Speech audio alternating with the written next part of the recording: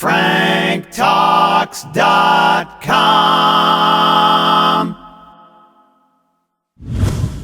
Coming up, we're going to talk about chivalry.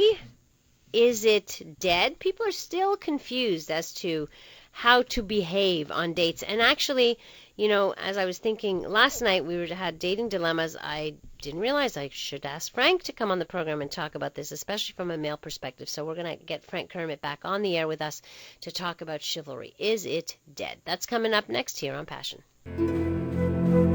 You're listening to Passion with Dr. Laurie Bettito on CJAD 800.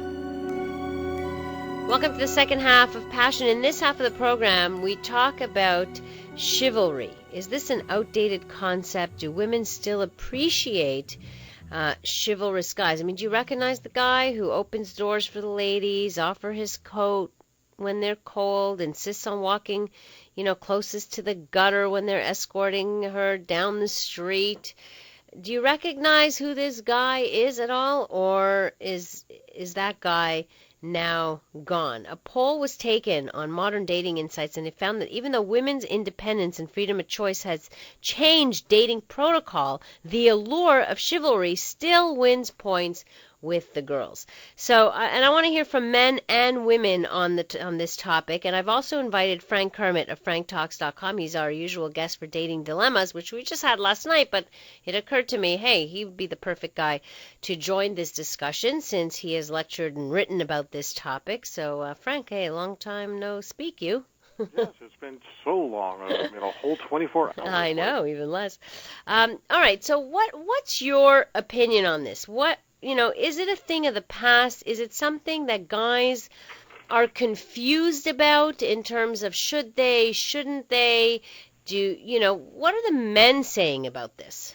Not only are men confused about this, women are confused as well. What do you do if some guy is opening the door for you? What do you do if he's pulling out the chair for you? Do I say, no, don't do that, I can do that myself, I'm an independent woman? Well, that's ridiculous. I think that's ridiculous. But it happens. And the way I teach it now is that the act of chivalry today is a wonderful way to test someone. In what way? Testing them for what? Are they going to be courteous back to you? When you do an act of chivalry, for the women, you have a choice. You can either snap at the guy and reinforce your boundaries that you're an independent woman, you don't need the guy to do that, or you can comply. You can go ahead and follow along and show your own acts of courtesy later on. And this is very, very key for men who are trying to figure out, but is she somebody I should commit to? I always teach men to show some forms of chivalry. Like you said, walking on the outside of the sidewalk, being closer to the gutter, opening the door, those type of things, because I like being a gentleman, and it has worked in my favor. So it's really about being gentlemanly and also being just generally kind. I think I would have a hard time if someone did none of that. In other words, never opened the door, didn't open the car door, didn't show any of those signs. I would wonder, well, what's wrong with this person? Well, let's also remember that a lot of men have been badly burned by women going out on dates. I know that happened to me a lot when I was dating in college. I would do things to show chivalry, and I basically got punished for it. And it just put such a negative taint on being extra gentlemanly, because what's the point if they're just going to rag on me for doing something nice? I remember walking along the rocks near the water one day, and as we were going up and down these rocks, trying to keep balance, I put my hand out to say, here, hold my hand, I'll help you keep balance as we walk over the rocks. No, that's okay, I'm fine. Maybe she just didn't want to hold your hand. But then she shouldn't have continued to date me after that. Oh, right. There's another time, I'm opening the door. It's okay. You don't have to open the door for me. I can do it myself.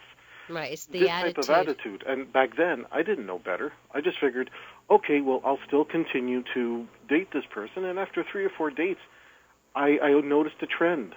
And the trend with that particular girl was she appreciated her independence more than she appreciated being in a relationship. But I don't know if it's, independent, like to say I'm independent, therefore I don't need you to do these things for me. I think these are people with issues who feel somehow that it diminishes them if somebody... Or they're being controlled. Yeah. Is what I've heard. They're being controlled. You don't have to control me. You don't have to do something for me. You don't have to make me feel that I owe you anything. And you're right, there are people with issues, but I've also met women who are very career-oriented. They don't want to show any weakness whatsoever, and they want to constantly, their biggest fear is that they come across needy if they admit they even want a relationship. And this is making for such a dynamic when I'm dealing with a woman who's in her late 30s or early 40s, and she's coming to me saying, Frank, why am I still single? Mm-hmm. And we go over something like this. Well, how would you behave if a man did these behaviors? Well, I wouldn't like it. He doesn't need to do that. I want to show him that I'm a completely equal partner. Now, that may attract some men. There are some men out there who really say, no, I want an equal partner, not somebody that I have to show extra courtesy to. However, these type of jaded attitudes are very, very not necessarily the best ingredient for a long-term relationship, because over the course of the long term, you want to be with somebody and have a little bit of tenderness between the two of you. Well, some acts of, to me, they're acts of kindness and courtesy and respect. That's how I see chivalry, and I don't think that it should just be women on the receiving end of just kindnesses from men. I think I agree. Women definitely have to. But do we their also have part. to look at the historical perspective of chivalry, and that is the idea that this is part of the knight's code of chivalry, and the way it was branded, the way it was, to use a better term, the way it was marketed, is that a knight has a certain code to protect others who cannot protect themselves, to do it for women, to do it for children, to do it for the elderly. The idea is, I'm a knight, I'm the hero, I'm the man, and I have to go out and protect people who cannot protect themselves. And if you're born female, well then, no matter how old you are or accomplished you are, you can't protect yourself. You can't protect yourself, so I will show chivalry because you're just weaker. So when you consider that historical aspect, it's easy to understand why a lot of women take on the idea that, no, this is wrong. You will not take away my power. I am self-empowered. I don't need you to do these things. But in present day, when you have men and women who want to date, and people respond to genuine acts of kindness without the neediness attached, without the expectations of, well, if I do this for you, you're, going to do something for me later. Right. You remove the expectations, you remove the trying to control somebody. Genuine acts of kindness really can generate some level of attraction. All depends on the context. Mike writes in, my wife laughed and ridiculed me for chivalry, which is really just good manners and courtesy, which I totally agree with Mike on this one. He says, now after 3 times, I don't even bother. So now, because of her reaction, he doesn't even bother to do those acts of kindness. And one thing that's going on with Mike right now, based on my work, his emotional need for femininity has been violated, because part of a man identifying femininity in women is to feel appreciated. She didn't appreciate his acts of chivalry. Now he's saying, well, you know what, I don't even bother trying. And I hear this a lot from men. They're getting really fed up saying, what do you want? You want me to show some chivalry? Great, but if I do and you scold me for it, a lot of women that way are turning out to end up alone, and they're trying to figure out why. And this is it. They don't show enough appreciation when a guy goes that extra distance for them.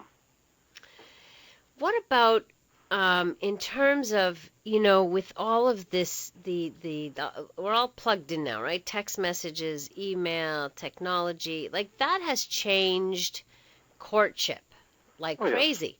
Oh, yes. So, and it must have changed chivalry for sure. Well, it's changed it in the way that people right now connect through computers so much that when they get face-to-face, they really know less about how to interact with one another. And just to give you an example, I was out today at the park, and what I saw was people there with their kids, and the kids were playing in the park, but none of the parents or the babysitters were really paying attention. They're all on their iPads and iPhones, and they're all, going around in their technology. They're not even interacting with the people they're supposed to be responsible for. Right. So now let's apply that to dating. Everybody is so into these, communicating through these technological mediums. That's fine.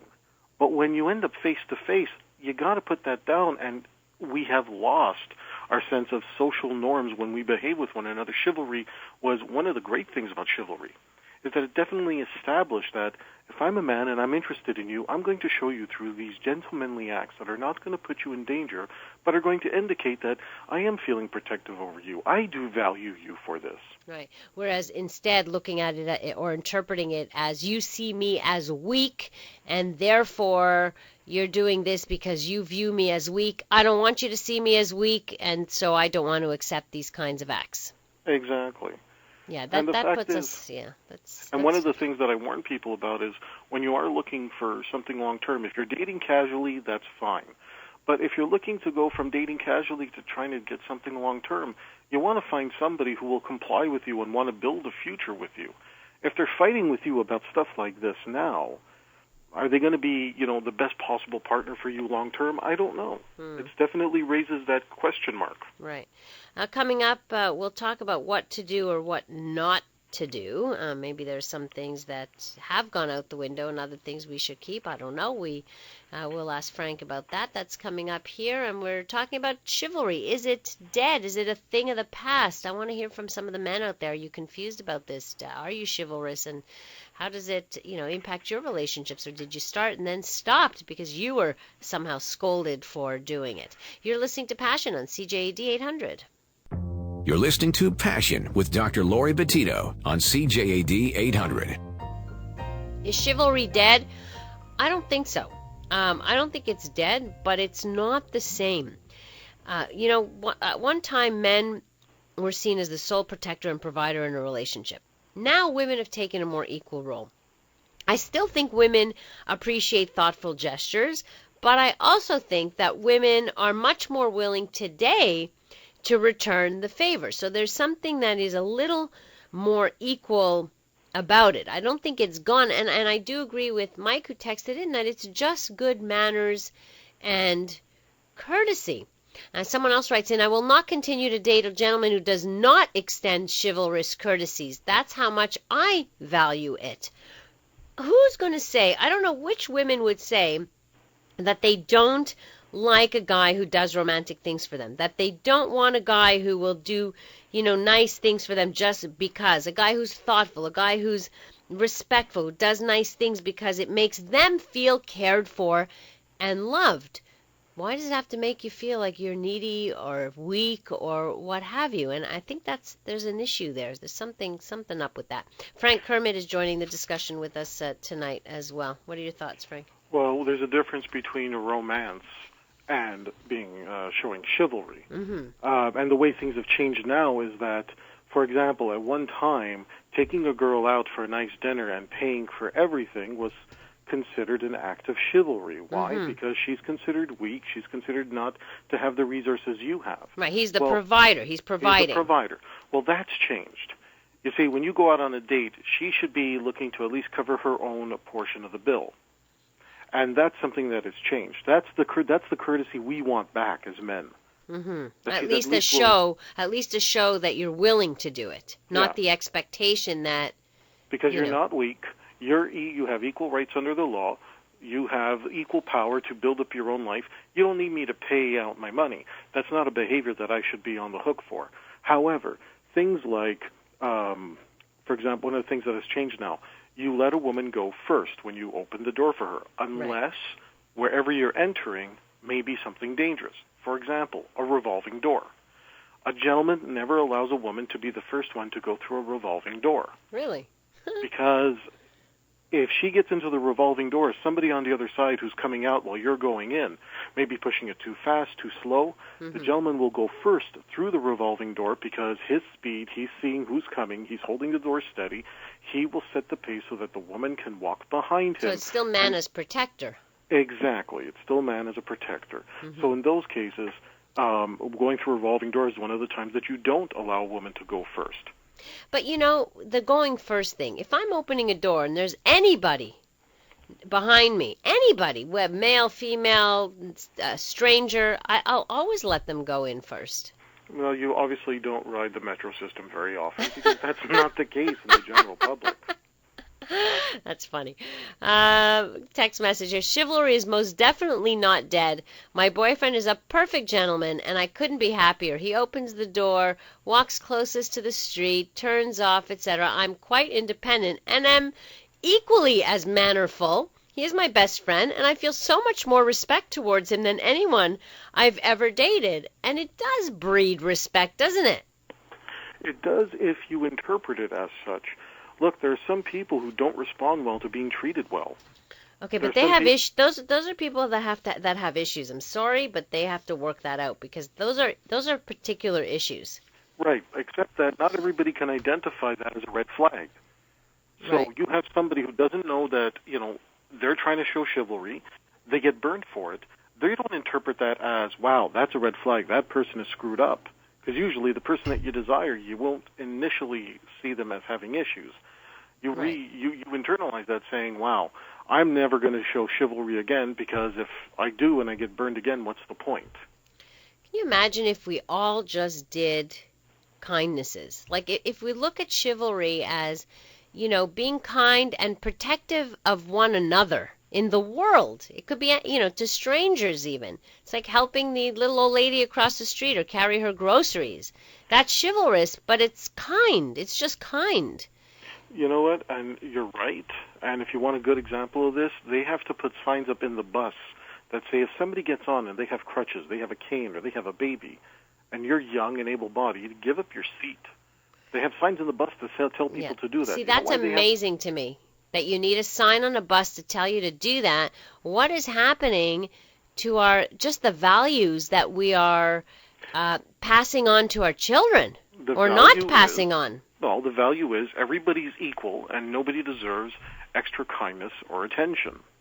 That's the value. Everybody's equal. You're on your own. It's up to you to do it. I shouldn't have to give up for you because everybody's equal.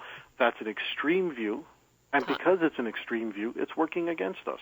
Right. Talk about dog eat dog, right? Mm-hmm. It's survival of the fittest. You don't work? Too bad. It doesn't, everybody for themselves. But that's what creates problems in I believe anyway, society would be such a better place if we just had that whole mindset of just being kind to others and not just thinking of, ourselves and thinking, well, we're all equal and too bad and that's it. Let's also remember that right now in our current society, the whole point of showing chivalry usually has some kind of a sexual dynamic to it. Mm-hmm. I will show extra chivalry when I'm on a date with somebody that I really like, as opposed to always being mindful of helping others everywhere we go. Not everybody is willing to hold that door open to let the elderly, people with carriages and so on. Not everybody's willing to help a woman in the metro with a stroller and there's a big flight of stairs. Some people do. And when you add the idea of chivalry, there's also a sexual element. It's sexually charged because the idea is to do something and that will lead to something romantic and that extra attention.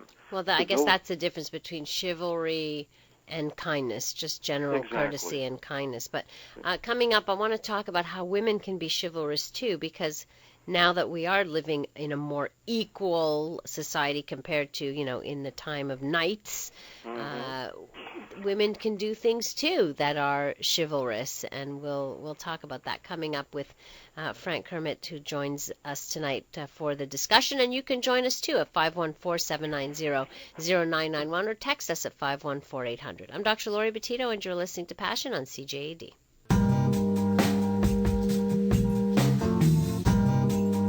You're listening to Passion with Dr. Laurie Betito on CJAD 800. Question tonight, is chivalry a thing of the past? I really don't think so, and I hope not. I really hope not, and I would, hope that we would be teaching our kids and boys and how to treat others, just generally how to treat others with courtesy. David joins us on the line. Hi, David. Hi, how are you? Good. How are you? I'm doing great, thanks. Good. I just wanted to comment, and it's a point that your guest was just brought up before the break there, is that, there's a line between chivalry and courtesy, and chivalry is slightly more sexually charged, but sometimes that line can be blurred. Like if, for example, you're taking your date out to a movie and you hold the door open for them, odds are you won't be the only people going through that door. If there's another couple walking in behind you, If I happen to open the door and let my date go through first, I will keep the door open and let the other couple go in before I go in. Right. It's that line that blurs, chivalry and courtesy. Courtesy. Right. And you're right. I think that both need to be there. I mean, if you're a courteous person, you're going to be chivalrous with your partner. I believe, anyway, if that's in your head already, if you're already that kind of thinker where you open doors for people and you have that kindness towards others, you're inevitably going to be chivalrous to others. David, thanks. You can't have one without the other, and it works for men as well as it does for women. That's right. I'm totally in agreement with you on that one. Thanks for calling, David. Appreciate it. Thank you. Bye-bye. So women can also be courteous, right? Like, for example, if a guy opens a door for me and I go into the car first, I remember way back when I'd be leaning over and opening, popping the button. That's true, right? But not everybody did. And I can tell you with the different women that I've dated, some of them, it was just automatic. They got into the car, they leaned over, opened the car door for me, and others did not. One of the rules I teach about continued chivalry is that if the person isn't behaving in a way to properly earn your extra attention, well, then you might not want to have to put so much effort into continuing to be chivalrous. In fact, you may not even want to consider not continuing to date them. Right. It's not just one act. If she doesn't reach over and pull Of course, not just one thing. But if it's a continuous thing, when a woman wants to show a man chivalry, if he's busy doing something and he doesn't have the time to take care of something himself, meaning he's out in the garden, he's cutting the lawn, so on and so forth, well, he doesn't have time to make himself breakfast. If you want to make him breakfast or lunch or help him out in that way, that's a wonderful act of courtesy. Right. However, the danger is that if she's doing it on a regular basis where he could do it for himself and she's still doing it, that's when it could become mothering. And this is where it can get very dangerous, because a guy feels that, hey, she's continuing to do nice things for me, she's always showing me courtesy, she starts feeling like his mother. Right. And but that's the fine line, right? Doing something nice for your partner and then, becoming more of too much of a nurturer, if you will. Exactly. I mean, okay, he's really stuck. He's got big meetings going on. His life is going crazy. Your boyfriend or girlfriend, and you do his laundry that one time to help him out to make sure that his suit is really clean and ready to go. However, you start doing his laundry on a regular basis. Well, then it's an expectation. Then it's a little different. Frank, we got to cut it short, but thank you so much for joining us for this discussion on chivalry. Very much appreciate it. It's always a pleasure. I love being on Passion. All right. Thanks so much.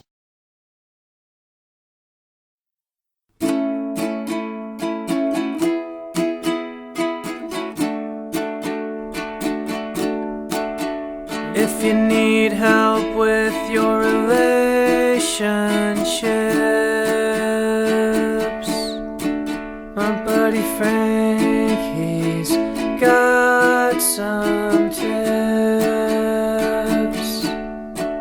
Just go to franktalks.com. His advice is better than your mom's. He knows what you're going through, Frank has been there too. So log on to franktalks.com. franktalks.com.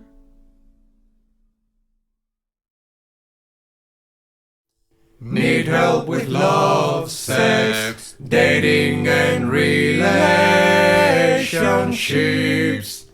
Visit franktalks.com.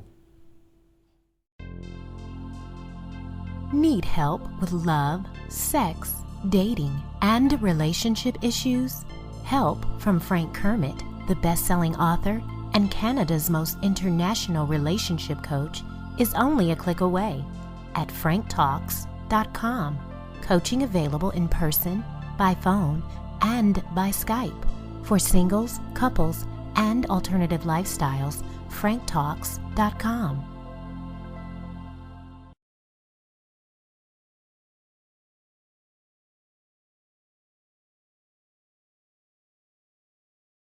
Need help with love, sex, dating, or relationship issues?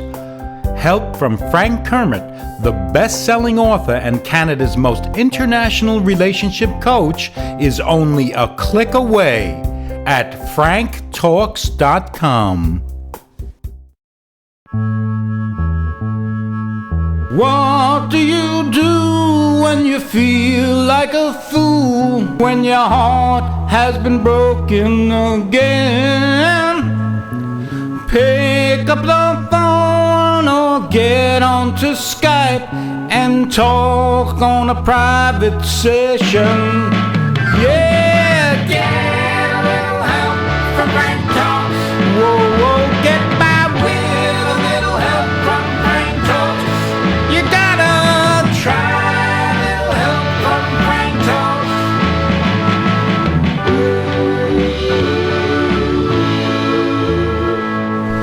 What do you do when your love goes away? Try coaching one-on-one. How do I sign up to turn things around? Just sign up at franktalks.com. Yeah, get by with help from Frank Talks.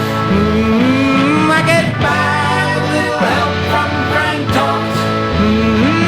Time to try a little help from Frank Talks.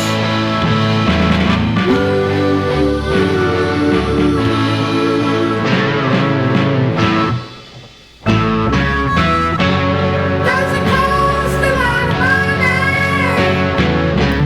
It's the best rate going around. But it costs a lot of money.